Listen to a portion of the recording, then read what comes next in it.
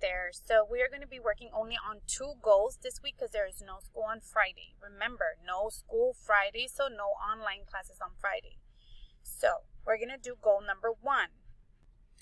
Goal number 1 says, Joanna will use the following adverbs: away, up, sometimes late, never, always, early, quietly, yesterday, daily, swiftly, very, inside and outside to appropriately complete each sentence. Remember, Joanna, the anchor chart you have to review. So remember, adverbs describe verbs, adjectives, or another adverb. So they tell when, where, how, and how often. And these are the words that you can use when you're using adverbs. Many adverbs end in ly. Adverbs can come before or after a verb. For example, she quickly walked to the store. She walked to the store quickly. Let's continue. Adverbs describe a verb and adjectives or another adverb. Adverbs tell us how often, when, and where.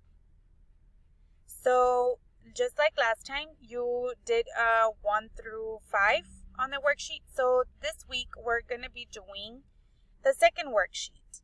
And let's see here.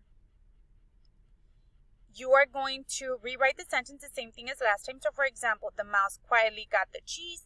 So you are going to answer these following questions 1 through 5. And that's it for goal number 1. Goal number 2. You are going to describe an irregular action verb.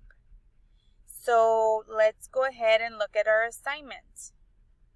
Last week you did this one. Now we are going to do this one. The irregular verbs, grade 3 verbs worksheet. So you're going to fill in the blanks with the past tense of the verb.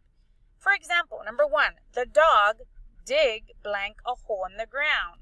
So we're using past tense verbs. So the dog dig. How would you change dig in this sentence?